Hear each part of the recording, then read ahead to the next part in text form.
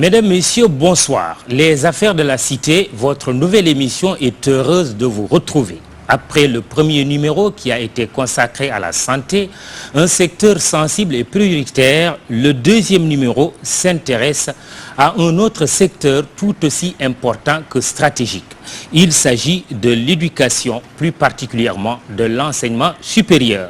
Sujet brûlant, sujet préoccupant, sujet passionnant, sujet ô combien important pour le présent et le futur de notre pays.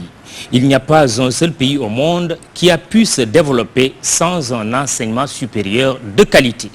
Deux questions centrales. Qu'avons-nous fait de notre enseignement supérieur qui, il faut le reconnaître, avait des atouts non négligeables au début des indépendances? Notre système d'enseignement supérieur actuel est-il de nature à pouvoir nous assurer un développement économique définitif? C'est ce que les pouvoirs publics sénégalais semblent avoir compris en organisant la concertation nationale sur l'avenir de l'enseignement supérieur. Concertation nationale avec un comité de pilotage dirigé par le professeur émérite Souleymane Bachir Diagne. Pour comprendre, commenter, analyser, mais aussi critiquer au besoin, nous avons l'honneur de recevoir le ministre de l'Enseignement supérieur, Mary Teuw Niane. Bonsoir, monsieur le ministre.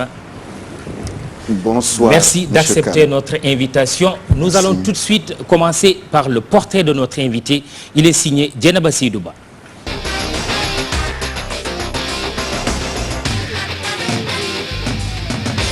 Mary Teuw Niane, son nom prête à équivoque. Beaucoup le prennent pour une dame. Le ministre de l'Enseignement supérieur et de la Recherche en rit. Moi, ce qui m'amuse, c'est à chaque fois que je reçois un courrier ou une note, de voir est-ce qu'il n'y a pas d'erreur sur le prénom. Oui. Parce qu'au moins 2 fois sur 3, il y a une erreur. On écrit Marie, M-A-R-I-E, le Teuw parfois T-E-W, ainsi de suite. Il y a toujours quelque part où il y a, même ici. Donc j'ai fini par abdiquer, comme on dit. Et vous rigolez quand vous voyez ça? Ah oui, je rigole, ça ne me fait plus rien du tout. Né le 15 juillet 1954 à Dakar Bongo à Saint-Louis, Mary Teuw Niane, un mathématicien. La rigueur, sa personnalité. Si je voudrais décrire le ministre Mary Teuw Niane, j'utiliserai 3 traits. C'est d'abord un homme qui a une vision. C'est un homme qui réussit à faire partager ses idées et à convaincre ses collaborateurs, parmi lesquels moi-même. J'avais parlé de 3 traits.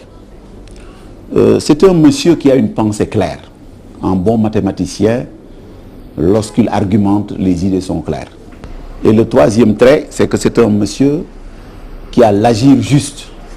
C'est-à-dire pour toute décision qu'il prend, il y a une concertation avec non seulement ses principaux collaborateurs, mais ensuite avec toutes les personnes de son ministère et même des environnements.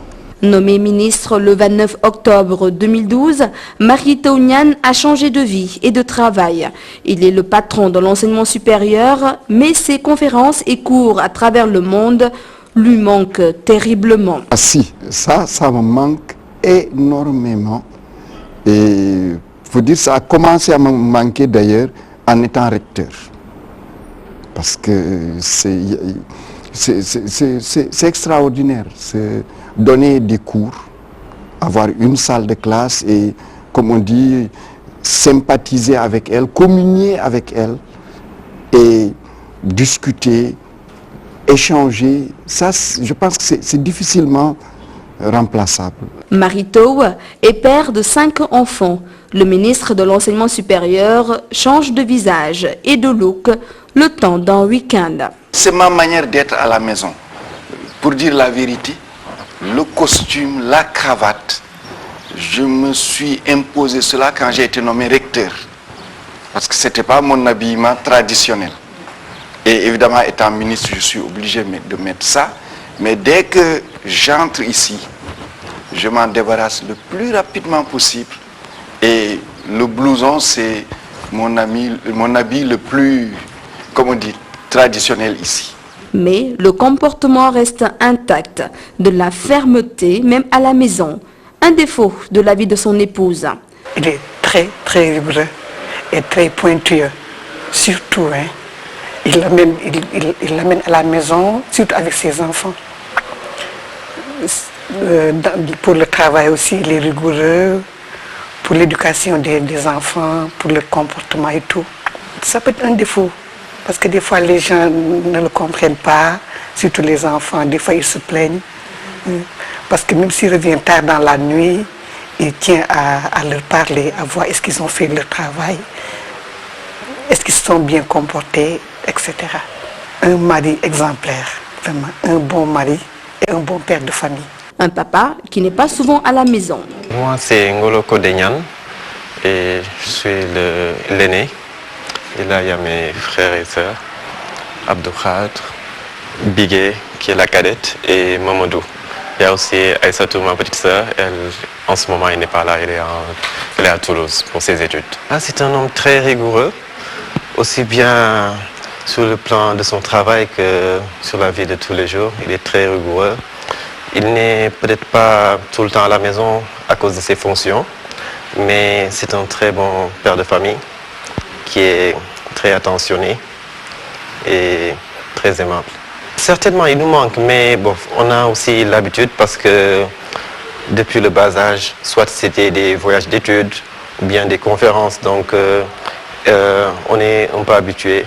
Et il y a la maman qui est là, donc ça va quoi, on ne se plaint pas trop. Mary-Teuw Niane, un homme au sourire facile, je le porte. mais derrière ce visage accessible se cache un homme très timide. Le ministre de l'Enseignement supérieur et de la Recherche, un homme fou du travail avec un CV de plus de 25 pages, un amoureux des mathématiques et de son épouse, un papa qui se bat pour la réussite de ses enfants. Je suis très fière. Je t'aime, papa.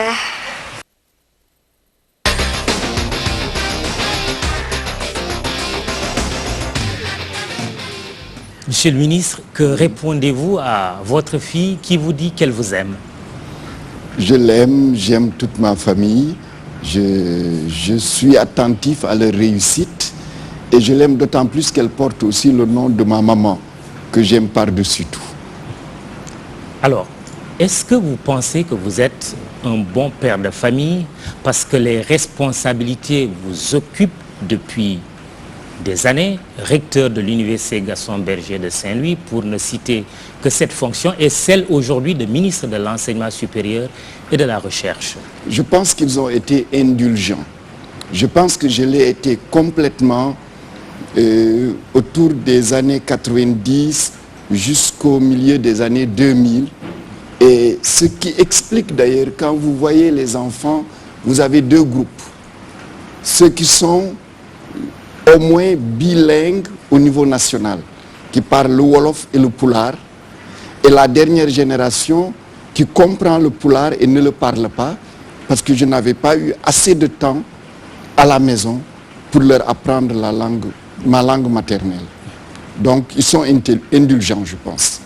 Ministre de l'Enseignement supérieur et de la Recherche, au moment où l'université sénégalaise, on le dit, est en crise, comment, tout de suite, quand vous avez été nommé ministre, vous avez attaqué ce problème?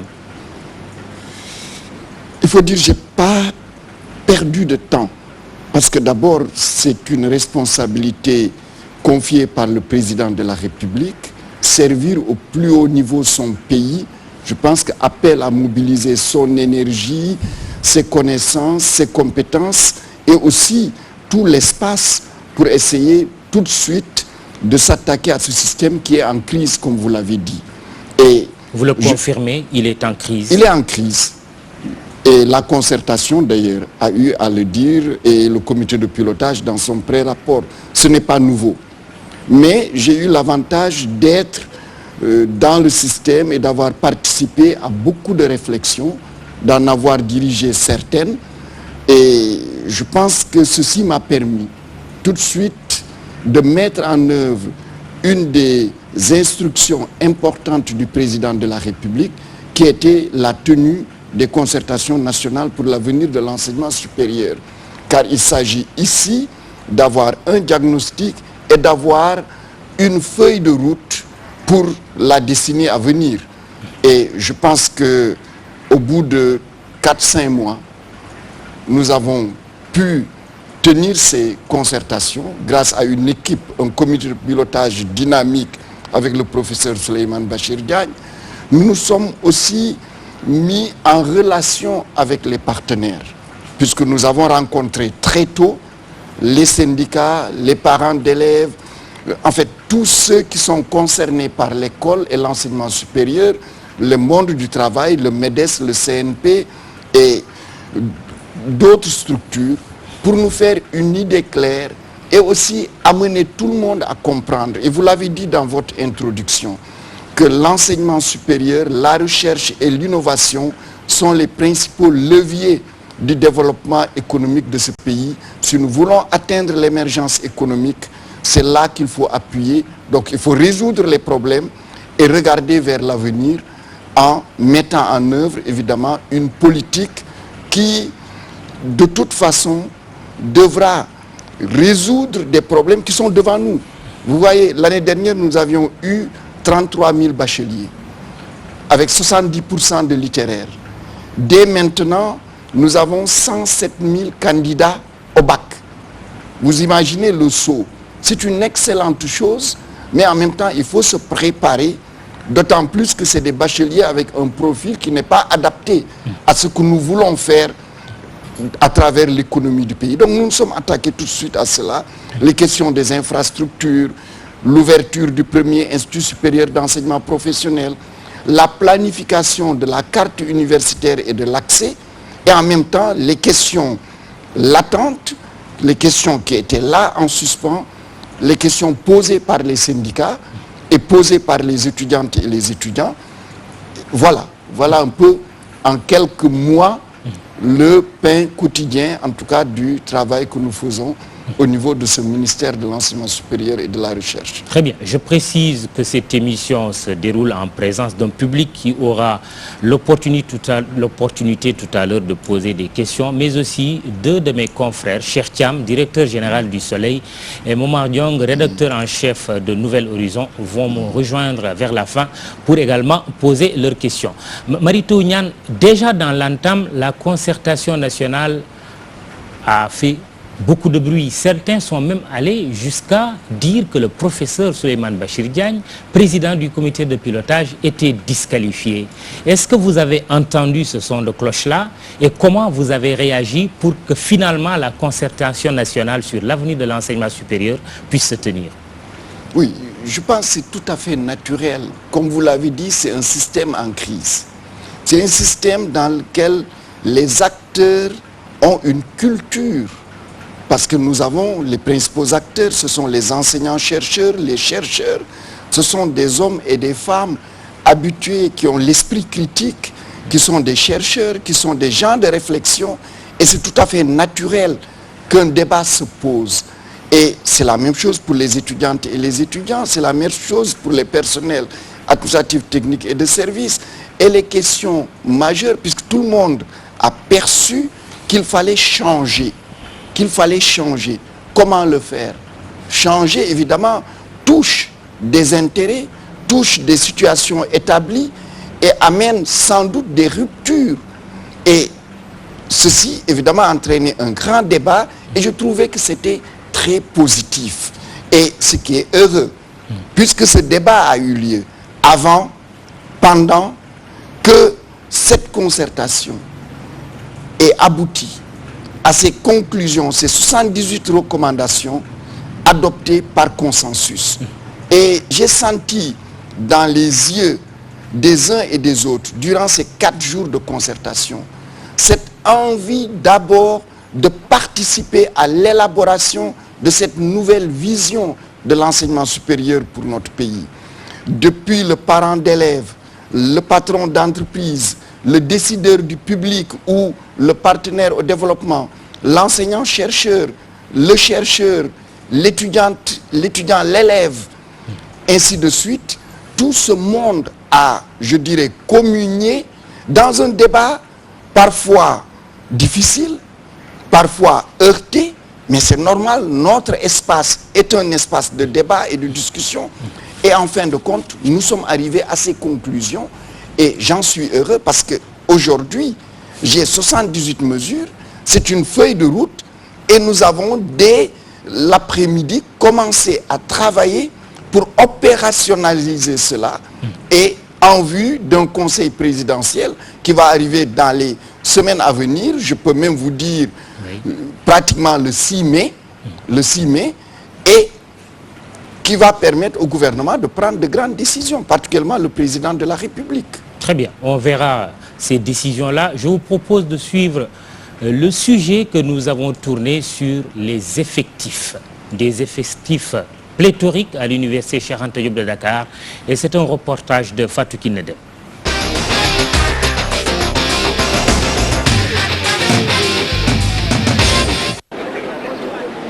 L'université Cheikh Anta Diop de Dakar, faculté des lettres et sciences humaines.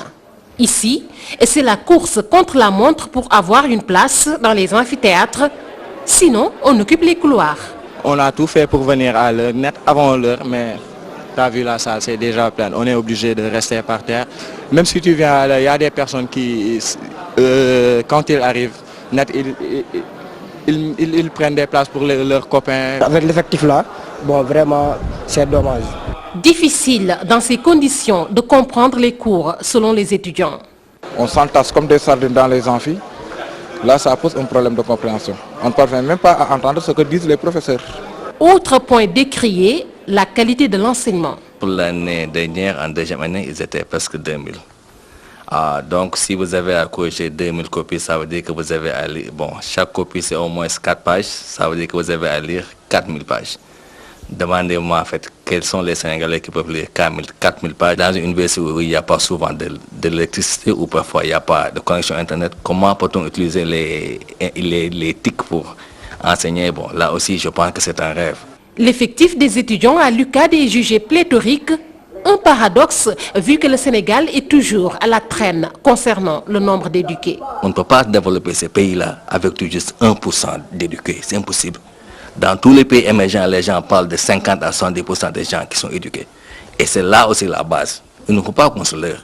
Cette façon élitiste, cette façon jacobine de concevoir l'enseignement-là, ça, c'est pas bon. On est loin d'être submergé, débordé ou envahi par des étudiants. Ce n'est pas le cas. Mais Dakar est envahi. Ça veut dire qu'il faut alors dégraisser l'université de Dakar, favoriser la montée en puissance des autres universités. Soucieux de leur avenir, les étudiants remettent en cause le système LMD, licence, master, doctorat. Légima Dakle en Wolof, voilà le slogan qu'ils donnent à cette réforme, contrairement aux enseignants. Là, moi, je dis non, je ne suis pas d'accord avec le slogan des étudiants. Parce que l'année dernière, les étudiants parlaient de L1, disaient que c'est le système Goana. Parce que justement, en L1, on a vu que beaucoup d'étudiants ont eu à avoir 42 crédits et sont passés en deuxième année. Donc, il faut qu'on mette les conditions, qu'on accompagne les étudiants. Quand un étudiant entre dans le système public, qu'il puisse sortir avec un diplôme supérieur.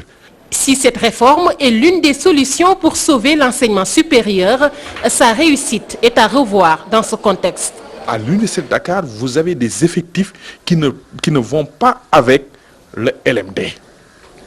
Le LMD, ça suppose enseigner autrement, une interaction, un contrôle continu et justement un accès à la documentation et même parfois un travail de terrain pour des étudiants.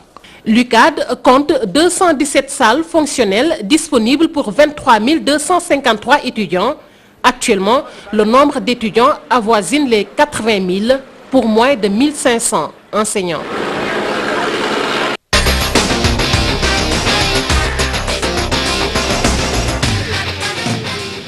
Monsieur le ministre, 80 000 étudiants avec des étudiants qui se mettent debout ou qui s'asseyent sur terre pour suivre les cours. Comment en est-on arrivé là? Vous savez, c'est un processus historique. Si vous vous souvenez, en 1990, lorsque le gouvernement du Sénégal voulait ouvrir l'université de Saint-Louis, un certain nombre de partenaires au développement avaient dit que le Sénégal n'avait pas besoin de seconde université. En 92-93, lors des concertations nationales sur l'enseignement supérieur, il était dit qu'il fallait ramener les effectifs de l'université de Dakar à 15 000 étudiants. C'est pour dire simplement que pendant une période de l'histoire de ce pays, on a cru comprendre, contrairement aux pays émergents d'Asie du Sud-Est et même d'Amérique latine, que l'enseignement supérieur et la recherche, ce n'était pas important pour le développement de ce pays. Donc il y a eu un retard de planification. Il y a une tentative de rattrapage en 2007 avec l'arrivée de l'université de Thiès, du CUR de Bambey qui par la suite est devenu l'université Alioune Diop de Bambey et de l'université de Ziguinchor qui auparavant était aussi prévu comme étant un CUR. Mais la politique de mise en place d'infrastructures n'a pas suivi et l'université Gaston Berger de Saint-Louis n'a pas pris en tout cas l'envol au niveau des effectifs qui était attendu. Et donc c'est l'université Cheikh Anta Diop qui a pris l'essentiel des effectifs des bacheliers orientés dans le public. Et du coup aussi, il faut le dire, l'enseignement supérieur privé a commencé à se développer. Et aujourd'hui, nous vivons une situation qui n'est pas acceptable, qui est l'état actuel de l'université Cheikh Anta Diop de Dakar. Et c'est d'ailleurs une des raisons pour lesquelles le gouvernement a pris la décision cette année d'orienter 6600 étudiantes et étudiants dans l'enseignement supérieur privé pour faire baisser la pression sur l'UCAD et nous permettre de mieux gérer les effectifs en attendant dans les 5 années à venir une politique, et je vous en parlerai si vous le voulez bien, d'élargissement de la carte universitaire pour, comme l'a dit M. Moustapha Sall, faire décroître de manière drastique les effectifs de l'université Cheikh Anta Diop de Dakar. Très bien. Les solutions, on y reviendra tout à l'heure. On va donner la parole à notre sympathique public. Et on commence par Abdou Salam Sall, ancien recteur de l'université Cheikh Anta Diop de Dakar. Quand vous voyez ces images de pléthore à l'université Cheikh Anta Diop que vous avez eu à diriger, Abdou Salam Sall, qu'est-ce que vous dites? Et puis, si vous avez une question à poser également à Monsieur le ministre. Je vous remercie, Maodo Ibra. Je dois d'abord dire bonjour au ministre, le féliciter pour les efforts. Il fait partie de ceux qui, au Sénégal, ont l'expertise pour gérer les choses. Et je suis bien placé pour le dire par le cheminement qu'on a partagé depuis longtemps. Il est clair, Maodo Ibra, que nous sommes dans une société fondée par le savoir. L'Afrique est le nouveau horizon du monde, que le Sénégal a des atouts, certains, sa position géographique, sa grande stabilité politique, une culture académique avec un grand potentiel tant à l'intérieur qu'à l'extérieur, un réseau informatique conséquent et une bande passante à élargir. Il faut y ajouter les orientations de la concertation qui, à mon sens, vont dans ce qui était souhaité. Maintenant se posent des problèmes, et vous l'avez dit tout à l'heure, Dakar avait été la seule structure qui avait des capacités d'accueillir les étudiants. Quant au fond, il y a 3 universités à l'université de Dakar. Mais une seule université ne peut pas accueillir toute la charge de formation du Sénégal et de la région. Je l'avais dit quand j'étais recteur, et Marito m'avait dit que les gars n'étaient pas contents. J'ai dit qu'ils ne soient pas contents. Maintenant, ce que je constate aussi, c'est qu'il y a des problèmes réels dans toutes les universités. À Dakar, pour parler de Dakar, il y a les non-orientés qui ne veulent pas aller dans le privé, il y a les L3 qui veulent aller en master et ça pose des problèmes. Mais ce qui m'interpelle le plus, c'est ce que le ministre vient de dire. Il y a 107 000, dit-il, candidats au bac. Quelles sont les dispositions d'anticipation qu'on va prendre pour sortir progressivement de cette situation et pour pouvoir avancer? Et je voudrais aussi qu'ils nous disent un peu, parce que pour moi, les conclusions de la concertation sont d'excellentes orientations. Le problème, c'est la volonté politique de les mettre en place et la technicité pour les mettre en place. Et je voudrais qu'ils puissent nous éclairer là-dessus en vous félicitant pour ce format et ce débat. Il me semble qu'on est arrivé au moment où il faut internaliser davantage l'enseignement supérieur dans la société sénégalaise et on peut en tirer un grand profit vu l'environnement ambiant. Très bien. Merci Abdou Salam Sall. Une autre question tout à l'heure encore pour le public. Monsieur le ministre, 2 interpellations. Qu'allez-vous faire avec 107 bacheliers chaque année ou candidats au bac? Qu'allez-vous faire également pour mettre en œuvre les conclusions de la concertation nationale? Est-ce qu'il y a une volonté politique déterminée pour aller jusqu'au bout? Alors, je pense qu'il est important de lire la ligne politique du président Macky Sall à travers quelques actes, puisque nous avons eu déjà, ça fait un peu plus de 10 ans, des concertations. Le pré-rapport du comité de pilotage, tous les acteurs l'ont reçu une dizaine de jours avant même ces concertations, pour qu'ils y réfléchissent. La presse et tout le monde a reçu cela. La concertation, beaucoup de débats ont eu lieu et je remercie votre télévision pour avoir participé à ces débats. Le public, la société a été interpellée et elle est informée. Un quotidien a publié l'ensemble des 78 recommandations. Un hebdomadaire aussi vient de publier ces recommandations qui sont publiées dans beaucoup de sites internet. Le président de la République a lui-même reçu solennellement le rapport de la part du président du comité de pilotage, le professeur Souleymane Bachir Diagne. Déjà, la date du conseil présidentiel est fixée. C'est pour vous dire qu'il y a une volonté politique, parce que le président, avant même d'être élu, l'avait annoncé au moment où il était candidat. Donc, il y a une volonté de réaliser cela et nous sommes en train d'opérationnaliser et nous le ferons avec les partenaires. Déjà, vendredi, j'ai une grande réunion au niveau du cabinet et à l'issue de cette réunion, nous allons appeler nos différents partenaires pour préparer ensemble ce conseil présidentiel. Mais que faire de 107 candidats au baccalauréat quand on a déjà des effectifs pléthoriques, quand on est en retard par rapport aux infrastructures pour accueillir les étudiants? Alors, là-dessus, c'est une question majeure. C'est pourquoi le gouvernement a une politique diversifiée pour résoudre ces questions.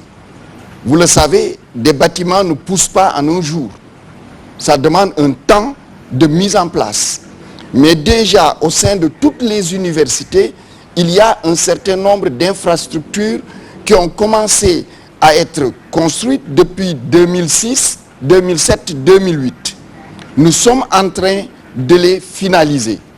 Je pense que d'ici 3 mois, nous aurons terminé l'essentiel de ces infrastructures, sauf un chantier à Ziguinchor pour lequel le marché sera résilié. Ensuite, nous avons dans le cadre du projet PGF-SUP que le gouvernement a conclu avec la Banque mondiale, un projet de construction qui concerne pour 3 milliards Ziguinchor, 3 milliards Saint-Louis, 3 milliards Thiès, 2 milliards Bambey et des réhabilitations de locaux pour l'université Cheikh Anta Diop. Ce projet, le volet architectural est terminé.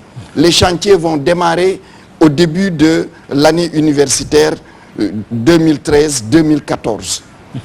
Ensuite, vous l'avez vu, en décembre et janvier, le président de la République a signé 2 décrets.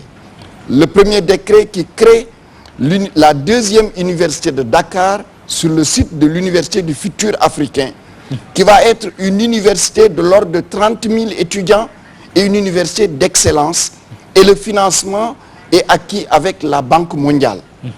Le président de la République a signé aussi le décret qui crée l'université du Sine Saloum de Kaolack avec 4 endroits qui est Kaolack, Fatick, Kaffrine et Diourbel. C'est une université à orientation agricole et métiers connexes et déjà dans le BCI 2013, il y a un financement dedans. Sur quel délai? Parce que le flux d'étudiants n'attend pas. Non, non, je suis précision importante, c'est-à-dire qu'on parle d'effectifs pléthoriques, alors qu'en réalité, on est en sous-effectif quand on parle de population estudiantine. La norme de l'UNESCO fixe ça à 2% pour 100 000 habitants. Nous sommes en deçà de ça, on est autour de 0,5%.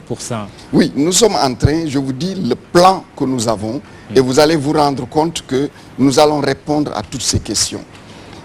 Ensuite, nous avons le réseau d'instituts supérieurs d'enseignement professionnel. Vous avez le premier, vient de démarrer cette année à Thiès, qui est donc des formations Bac+2, des formations professionnelles avec une période d'immersion en entreprise. Cet ISEP, le premier, est financé par la Banque mondiale. Et la carte universitaire va comporter, dans les régions telles qu'elles existent aujourd'hui, 14 ISEP. Un ISEP dans chaque région. Et qui va être orienté dans les potentialités économiques de la région. À cela, il faut ajouter maintenant l'université virtuelle sénégalaise. Vous le savez bien que ces murs n'ont pas le temps de se mettre en place, à part les infrastructures en cours. Et cette université virtuelle, le comité de pilotage a été mis en place. Elle est accompagnée par les espaces numériques ouverts qui sont des bâtiments d'un étage avec 200 ordinateurs accessibles 24 heures sur 24. Ceci, à cela, il faut rajouter l'enseignement supérieur privé qui est là et qu'on a utilisé cette année pour les institutions qui avaient des filières accréditées par le CAMES. C'est tout cela qui va nous permettre d'accompagner dans cette courte période, en attendant que toutes les infrastructures à l'horizon 2015-2016 ou 2016-2017 soient en place, pour accompagner l'orientation du nouveau bachelier et aussi en prenant en charge les changements qu'apportent ces 78 recommandations, qui est d'orienter vers plus de professionnels, professionnalisation et aussi plus d'adéquation avec les perspectives d'emploi et plus aussi de capacité des étudiantes et des étudiants de créer eux-mêmes leur propre emploi dans notre société.